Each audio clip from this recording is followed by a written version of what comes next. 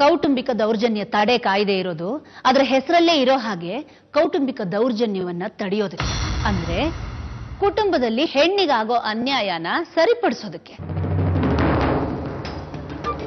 ಅಂದ್ರೆ ಮೇಡಮ್ ಹೇಳ್ತಾ ಇರೋದು ಸಂಬಂಧಗಳು ಹಾಳಾದಾಗ ಮಾತ್ರ ಕಾನೂನು ನೆರವು ಕೊಡೋದು ಅಂತ ಅಲ್ವಾ ಮೇಡಮ್?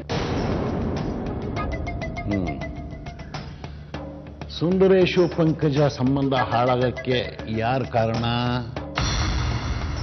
ಸುಂದರೇಶನ. ಕಾನೂನು ಪ್ರಕಾರ ಅವನಿಂದ ಏನಾದ್ರು ಅಪರಾಧ ಆಗಿದೆಯಾ? ಆಗ ಅವನೇನಾದ್ರು ಅಪರಾಧ ಮಾಡಿದಾನೆ ಅಂತ ನಿಮ್ಮ ಕಾನೂನಿಗೆ ಅನ್ಸಿದ್ರೆ ಅವನ ಅರೆಸ್ಟ್ ಮಾಡಿ ಒಳಗಾಕಿ. ಹಾಗೂ ಆ ಪವರ್ ಕೂಡ ನಿಮಗಿದೆಯಲ್ಲ. ಶಿಕ್ಷೆ ಕೊಡುವಂತ ತಪ್ಪನ್ನ ಇಲ್ಲಿ ಯಾರು ಮಾಡಿಲ್ಲ. ಆದ್ರೆ ಅನ್ಯಾಯವಾಗಿ ಒಂದು ಕುಟುಂಬ ಹಾಳಾಗ್ತಿದೆಯಲ್ಲ ಅನ್ನೋ ನೋವು ನನಗೆ. ಆ ಪಂಕಜ ಯಾವ ತಪ್ಪನ್ನು ಮಾಡಿದ್ರೆ ಶಿಕ್ಷೆ ಅನುಭವಿಸ್ತಾ ಇದ್ದಾಳೆ.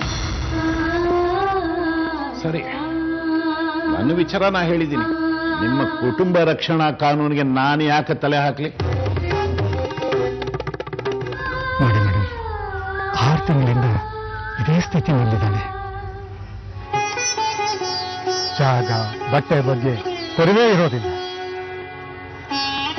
ಇದು ಎಂಥ ಅವಸ್ಥೆ ರಾಮಣ್ಣ. ನೀವು ನಿಮ್ಮ ಮಗಳ ಬಗ್ಗೆ ಹೇಳಿದ್ರಿ, ಆದ್ರೆ ಇವಳು ಇಷ್ಟು ಕೆಟ್ಟ ಕಂಡೀಷನ್ ಅಲ್ಲಿ ಇದ್ದಾಳೆ ಅಂತ ನಾನು ಅಂದ್ಕೊಂಡಿರ್ಲಿಲ್ಲ.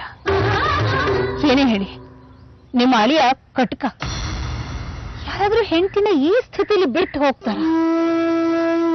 ನೋಡಿ, ನೀವು ಒಂದು ಕಂಪ್ಲೇಂಟ್ ಕೊಡಿ, ಒದ್ದು ಒಳಗೆ ಹಾಕ್ತೀನಿ ಅವನ್ನ. ಬುದ್ಧಿ ಬರ್ಲಿ. ಬೇಡಿ, ಇದರಿಂದ ಏನ್ ಪ್ರಯೋಜನ? ಅವ್ರ ಸಂಸಾರಕ್ಕೇನು ಒಳ್ಳೇದಾಗೋದಿಲ್ಲ. ಇವಳು ಸರಿ ಹೋಗ್ಬೇಕು, ಇವಳು ಸಂಸಾರ ಸರಿ ಹೋಗ್ಬೇಕು. ಇದೊಂದೇ ನನ್ನ ಆಸೆ. ನೋಡಿ, ಆಕಾಶ್ ಅನ್ನೋರು ನಮ್ಮ ಕಂಪ್ನಿಗೆ ಫೋನ್ ಮಾಡಿದ್ರು. ಅವ್ರ ಫ್ರೆಂಡು ಅನುಷಾ ಅನ್ನೋರ್ ಮನೆಗೆ, ಈ ಮನೆಗೆ ಸರ್ವಿಸ್ ಬೇಕು ಅಂತ. ಸರ್ವೀಸು?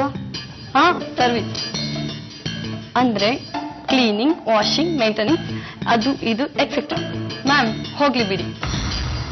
ಮ್ಯಾಮ್, ನಿಮ್ಮ ಮನೇಲಿ ಎಷ್ಟು ರೂಮ್ ಇದೆ? 3. ನಿಮ್ಮ ಮನೇಲಿ ವಾಷಿಂಗ್ ಮಿಷಿನ್ ಇದೆಯಾ? ಹಾಗಂದ್ರೆ ಬಟ್ಟೆ ತೊಳೆಯೋ ಮಿಷಿನ್ ಇಲ್ಲ. ನಿಮ್ಮ ಮನೇಲಿ ಡಿಶ್ ವಾಶ್ ಇದೆಯಾ? ಡಿಶ್ ವಾಶ್, ಪಾತ್ರೆ ತೊಳೆಯೋದು. ಪಾತ್ರೆ ತೊಳೆಯೋಕ್ ಮಿಷಿನ್?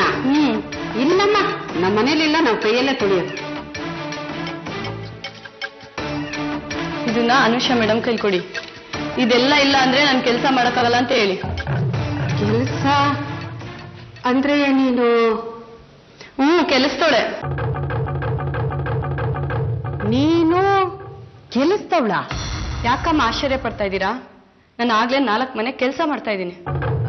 ಸಂಬಳ 5000. 5000 ವರ್ಷಕ್ಕ? ಅಲ್ಲ, 1 ತಿಂಗಳಿಗೆ. ಮನೆಗೆ ಕರ್ಕೊಂಡು ಬಂದೆ 6 ತಿಂಗಳಾಯ್ತಾ?